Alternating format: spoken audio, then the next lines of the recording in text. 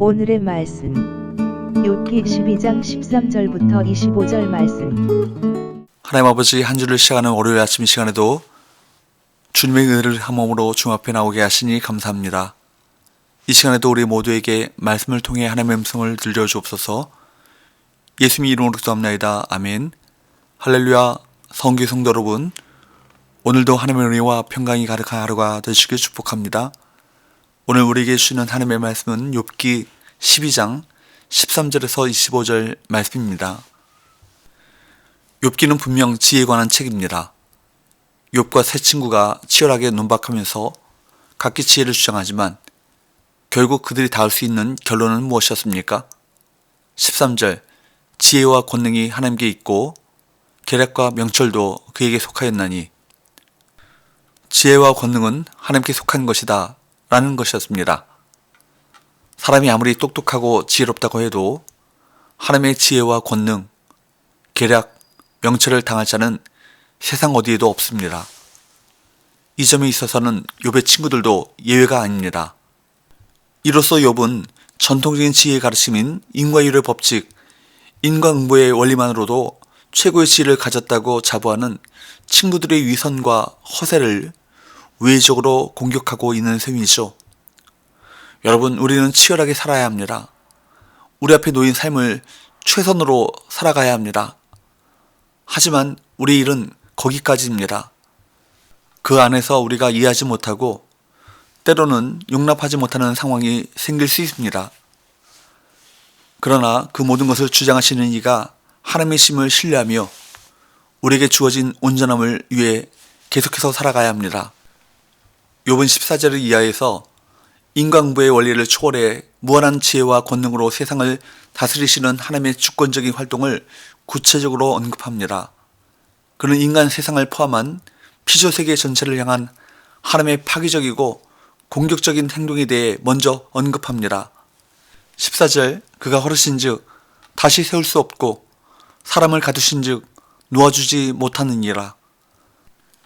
하나님이 파괴하시고 무너뜨리시면 다시 세울 자가 없고 그분이 사람을 가두시면 그 수중에서 그를 빼앗을 자가 없습니다.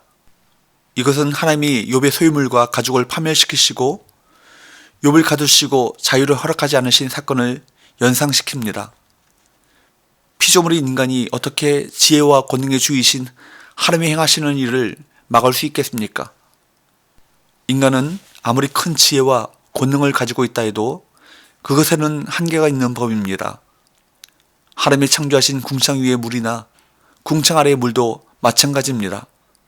15절, 그가 물을 막으신즉 곧 마르고 물을 보내신즉 곧 땅을 뒤집나니, 하나님께서 기근의 때와 마찬가지로 비를 거두가심으로써 무기를 막으시면 땅이 곧 마를 것입니다. 그리고 창세기 대홍수처럼 궁창 아래의 물인 큰 기품이 샘들을 터뜨리고 하늘의 창문들을 열어 궁창 위에 물들을 쏟아내리게 하시면 그 물들이 온 땅을 송두리째 삼키고 말 것입니다. 이것은 궁창 위의 물과 궁창 아래의 물 모두가 창조주 하나님의 통치 아래 있음을 의미하는 것입니다.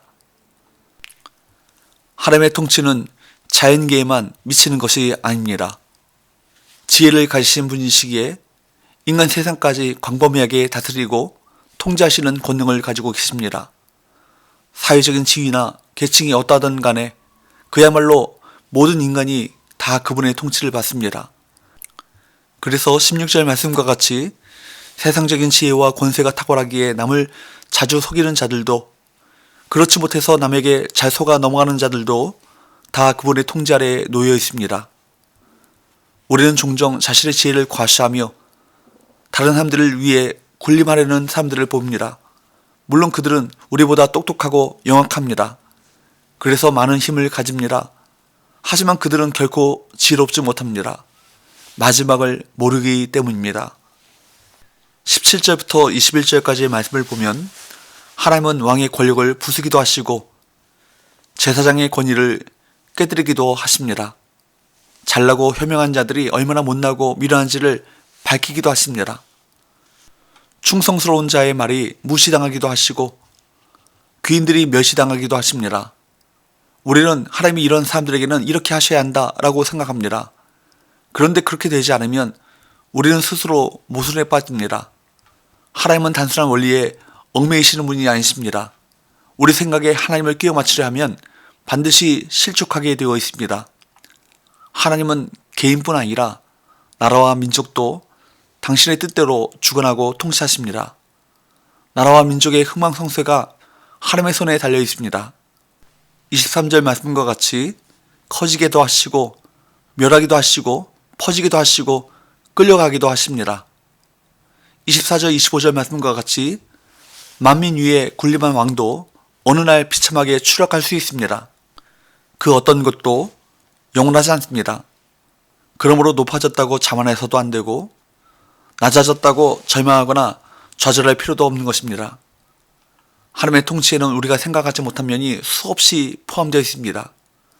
하나님은 헐고 가두시며 막으시며 뒤집으시며 끌어가시고 넘어뜨리시며 빼앗고 방황하게 하십니다. 하나님은 복과 은혜 그리고 위로와 평안만을 베풀지 않으십니다.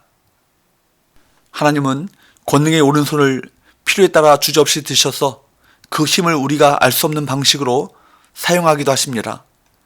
내가 알지 못하는 방식이라 해서 오해하지 마십시오. 모든 것은 하나님께서 친히 주관하고 계십니다. 사랑하는 여러분, 예수님을 왕으로 모시고 살아가는 자는 많은 고난을 당합니다. 신자에게 고난은 선택이 아닌 필수입니다. 신자는 골로새서 1장 24절 말씀대로 그리스도의 남은 고난을 자기 육체에 채워야 합니다. 그러니 하나님이 주시는 고난을 피하지 마십시오. 하나님께서 나를 세우지 않고 피하실 때, 욥과 같이 애매한 고난을 당할 때 끝까지 하나님의 주권을 인정하십시오. 전능하신 하나님께서는 실수가 없으십니다. 그때 우리가 해야 할 일은 피조물의 자리에서 겸손히 엎드려 창조주 하나님께서 행하시는 일들을 찬양하며 순종하는 삶을 살아가는 것입니다. 기도합시다. 하나님 아버지, 모든 것을 다스리시고 통치하시는 주권자 되시는 하나님을 찬양합니다.